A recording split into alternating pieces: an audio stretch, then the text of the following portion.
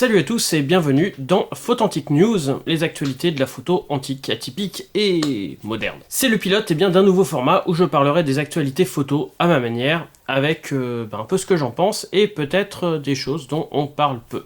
Bon, on commence par peut-être une news que vous avez sûrement vu passer, avec Fujifilm qui sort un X-Raf, un demi-format. En fait, c'est une reproduction des appareils photo compacts du début des années 60 de ce type-là, où le film coûtait cher et donc on utilisait deux photos sur un emplacement entre guillemets standard, ce qu'on appelait le plein format, le 24-36. Et donc le demi-format, c'était du 24-18. Et donc on coupait à la verticale comme ça. C'est pour ça qu'ici on a un petit viseur. Ça c'est un vrai appareil photo des années 60. Et donc on doublait le nombre de photos par rapport à ce qui était indiqué sur la pellicule. Mais on prenait par défaut des photos verticales. Ce boîtier a fait couler beaucoup d'encre. Je ne l'ai pas eu en main, mais j'aimerais bien. Pour le moment, mon opinion est assez mitigée. L'idée me semble bonne, mais les limitations forcées que l'on ne peut pas faire sauter, pas de RAW, l'éclairage est à LED, un peu pour simuler les éclairages au magnésium qu'on pouvait brancher sur ce genre de choses. Et on a un mode film où on doit faire 36 ou 72 photos avant de pouvoir voir nos photos. Tout ça, ça me dit que ils sont peut-être allés un peu trop loin dans certaines reproductions. Bref, à suivre, si je peux m'en faire prêter un, voir vraiment ce que ça vaut. Alors, c'est sûr que c'est pas un truc pro, mais voilà. Est-ce que c'est amusant ou pas? Ça a l'air de l'être, d'être un super outil créatif, mais j'ai vraiment du mal à voir, à savoir quoi en penser. Dans le même genre, Sony a aussi proposé donc un compact, cette fois-ci beaucoup plus pro, déjà que le Fuji est cher à 800 €. Donc c'est la 5e version de leur RX1. C'est le compact, le flagship, donc celui qui est sorti juste avant les premiers Alpha 7, donc en 24-36 avec un 35 mm f2 Carl Zeiss, où il reprend le capteur de l'Alpha 7R. Là cette fois-ci l'Alpha 7R5. Il fait envie, mais voilà, 5000 €, c'est 2 fois plus cher que le Mark II à sa sortie. Pourquoi Sony a fait ça ? Je sais pas, difficilement compréhensible au niveau du prix, mais apparemment ça freine pas les acheteurs car il y a déjà une liste d'attente pour l'acheter. Par contre, pareil, débat sur les forums. Pour qui est cet appareil photo? On sait pas trop, mais en tout cas ça doit être pour quelqu'un puisque il y a des gens qui sont prêts à l'acheter. En tout cas, moi, mon Alpha 7R avec le 35 mm f2.8 Zeiss, pour l'instant ça fait l'affaire et en plus j'ai un superviseur. Dans les autres nouveautés, boîtier numérique toujours, on a OM System qui a repris la division photo d'Olympus, a sorti l'OM5 II, le flagship nouveau micro 4 tiers qui semble proposer un très bon compromis entre photo au numérique traditionnelle et la photo dite computationnelle, celle où, comme sur les téléphones, on prend plusieurs images en rafale, on les empile et on les traite par l'appareil. Pareil, c'est un appareil avec un concept assez original que j'aimerais vous présenter. Je dois dire que moi, en micro 4 tiers, j'ai que des appareils photo qui ont 15 ans et plus. Donc, je sais pas ce que valent les micro 4 tiers, mais c'est intéressant de voir ici un hybride entre photo numérique traditionnelle avec photo brute et photo traitée, surtout qu'ici, même s'il va faire un empilement de photos, il va quand même enregistrer un DNG que l'on peut retravailler comme on veut derrière. Donc voilà, c'est un concept qui me semble intéressant à tester, à voir. Sur les tests, pareil, ils sont assez mitigés. Donc ça, c'était pour les news appareils photo. En argentique, depuis, il y a eu pas mal de nouvelles l'année dernière. Là, pour l'instant, ça semble se calmer un peu. Par contre, niveau optique, en 2 mois, il y a eu un paquet de nouveaux objectifs, quelques redites, et ça en devient presque ennuyant. On a l'impression de se retrouver 20 ans en arrière avec la sortie des compacts. On commence la liste dans les marques traditionnelles. On a Sigma qui propose un transstandard APS à grande ouverture, donc un 17-40 f1.8, ce qui peut être vraiment sympa en fait en objectif à tout faire. Ça remplace plusieurs focales fixes et de 17 à 40 mm en APS-C, on peut faire déjà pas mal de choses. Ils ont aussi sorti un 12 mm f1.4 pour APS-C, et pareil, ce dernier, je pense qu'il est vraiment sympa, notamment pour l'Astro. Tamron annonce aussi un 16-30 mm f2.8 pour rajouter dans sa gamme 24-36 en ultra grand angle. Dans les marques plus originales, on a la sortie du 7 Artisan 24 mm f1.8 autofocus pour appareil photo 24-36. Pareil, un grand angle qui peut être vraiment pratique, et un 10 mm Pancake APS à 100 €. Ça, c'est aussi vraiment sympa. Et j'espère pouvoir vous faire le test très bientôt. Ils annoncent aussi la sortie, vraiment au moment où je filme là, d'un 14 mm f2.8 et 75 mm f1.4 pour 24-36. Aucune idée s'ils sont des objectifs autofocus ou manuels. Le 14 mm peut être bien sympa puisque c'est ce genre d'ultra grand angle en fait qui n'est pas non plus trop grand angle comme leur 9 mm et qui peut être utile pour beaucoup de choses, notamment en paysage. Et puis le 75 mm, bon pour moi j'ai déjà leur ancien 75 mm, le f1.25 qui est quand même très gros mais qui est une tuerie en mariage. Donc voilà, pour moi ça sent bon chez eux. En tout cas il y a des trucs pas mal intéressants.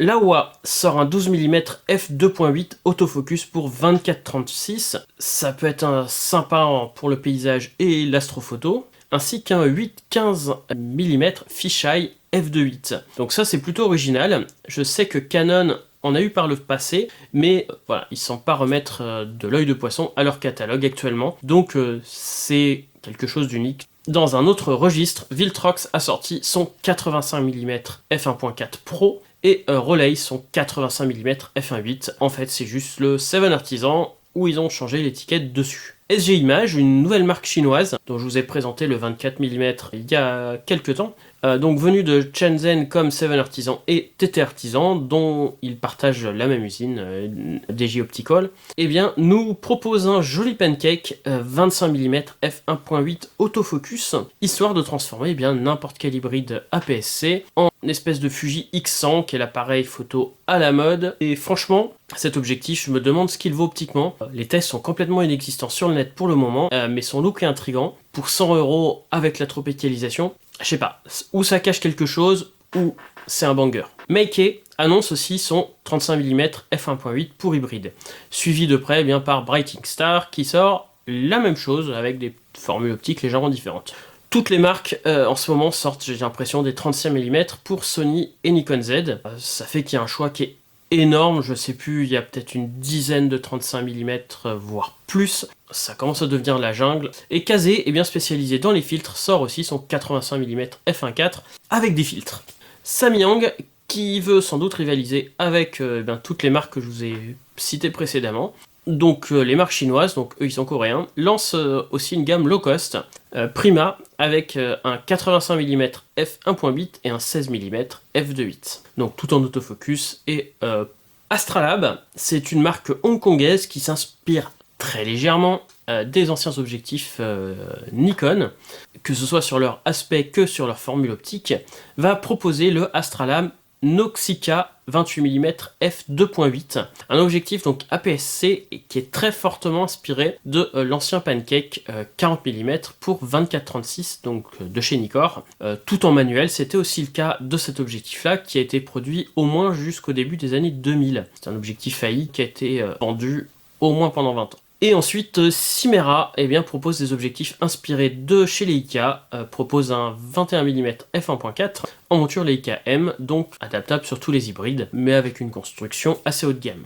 Et enfin, on a l'homographie, ils proposent eux enfin quelque chose de vraiment original, qui renouvelle sa gamme Petzval. Donc Petzval, c'est un objectif à portrait. Les tout premiers objectifs en fait qui ont été utilisés pour du portrait, dans les années 1850, puisqu'ils étaient suffisamment lumineux pour pouvoir faire des portraits sans avoir besoin de poses longues. Ils ont une signature bien particulière avec des bords mous et tourbillonnants. Mou, ça veut dire que voilà, il n'y a pas beaucoup de détails. Ils avaient déjà un 80 mm et un 55 mm. Ils ajoutent maintenant un 35 mm. Et maintenant, tout est pour hybride. J'ai le 80 mm moi, en monture Nikon, puisqu'avant c'était pour réflexe. Ils annoncent la sortie, aussi plus tard des 27 mm et 135 mm, et ils disent qu'ils réutilisent les formules qui avaient été faites par Joseph Petzval. Ils ont vraiment repris tout ce qu'avait indiqué Joseph Petzval pour avoir quelque chose le plus proche possible de ce qu'il y avait à l'origine. Pour monter tous ces objectifs, notamment puisqu'il y en a beaucoup plus chez Sony que chez Nikon,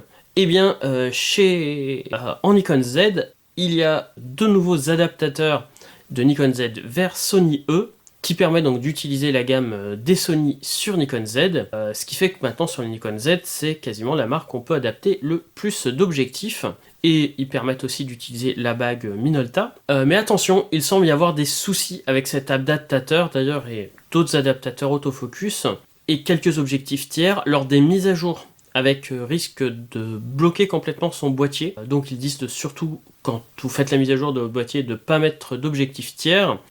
En argentique, eh bien, on a la sortie de l'Harman Phoenix 2, un nouveau film couleur, fabriqué en Angleterre, donc qui remplace le Phoenix 1, qui était le premier essai de chez Harman, donc ceux qui produisent Iford pour les noirs et blancs, puisqu'ils n'avaient pas fait de couleur depuis plus de 40 ans, et c'est toujours très compliqué de relancer une nouvelle pellicule couleur, c'est très complexe à faire. Apparemment, ça a coûté plusieurs millions en recherche et développement pour faire ça, mais selon les tests, eh bien ici, ça s'améliore de plus en plus. C'est peut-être pas aussi bon que les pellicules mainstream, entre guillemets, Kodak et les Fuji, même si on sait pas trop si Fuji produit toujours de la couleur. Donc, c'est quand même pas mal d'avoir toujours de la production couleur. Dans le genre, on a Leica qui sort aussi son film noir et blanc. Enfin, sortir, en fait, il remballe un film produit en Allemagne, la Dox 50. Par rapport à la Dox, eh bien, on multiplie les prix par 2. Marque Leica oblige, bien sûr.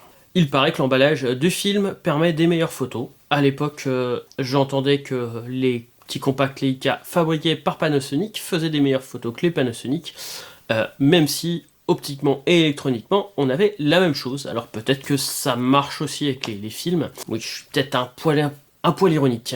Sinon, eh bien, Lucky Film, qui ont repris une ancienne usine de films Kodak en Chine, a repris la production de films noir et blanc en 50, 100 et 400 ISO et ont annoncé la production de films en couleur 200 ISO, plus ou moins équivalente à l'ancienne Kodak Gold. On verra si c'est le cas, puisque apparemment, eh bien, c'était prévu pour le début d'année, mais leur premier batch était défectueux. Le second arrive, affaire à suivre. Mais bon, pour retrouver du film couleur à un tarif accessible, donc plus ou moins de 5 €, ça reste une super nouvelle. J'espère qu'il sera quand même utilisable. Parce que les anciennes pellicules Lucky, c'était drôle à utiliser, comme je l'avais montré sur la première vidéo de Photantique, mais c'était quand même pas de la grande qualité. Bon, maintenant on va parler de la production d'appareils photo. Maintenant on a toute une série d'appareils photo rétro, de jetables numériques. Il y a pléthore de ces nouveaux appareils photo avec les caractéristiques sur papier dignes des meilleurs compacts des années 2000, sauf que voilà, dans les années 2000, les caractéristiques correspondaient à ce qu'on avait dans les appareils photo, avec des, entre guillemets, gros capteurs CCD, des bonnes optiques. Il y avait leurs défauts, certes, il y avait l'électronique de l'époque, mais il y avait aussi une qualité très correcte. Là, j'ai ressorti le week-end dernier un vieux Nikon de 2003, il y avait quand même des superbes qualités d'image, et même sur certains il y a du RAW. Maintenant, on nous sort des appareils avec des capteurs dignes d'une mauvaise caméra avant d'un smartphone, d'une optique digne aussi d'une mauvaise webcam, sans zoom bien sûr, et on nous vend ça 150 à 200 €. C'est complètement foireux. Oui, on peut créer des images avec, c'est un truc qui fait des photos. Moi je dis toujours, à partir du moment où ça fait des photos, on peut créer. Mais bon, en prenant un appareil photo à 20 € qui fait ça, ouais, ça peut le faire. Donc en sachant que c'est un capteur de 8 mégapixels, qui de toute façon c'est tellement petit que 8 mégapixels, il y a déjà plus que l'optique va pouvoir nous donner. Oui, parce qu'ils osent même vendre ça avec dans les caractéristiques 64 mégapixels interpolés et un gros zoom numérique. Donc autant dire que on démarre avec la bouillie de pixels, si on prend le milieu de la bouillie, on n'a plus grand chose. Et ici, c'est la bagarre à celui qui va faire le truc le pire, j'ai l'impression. On a donc la forme d'un appareil photo jetable.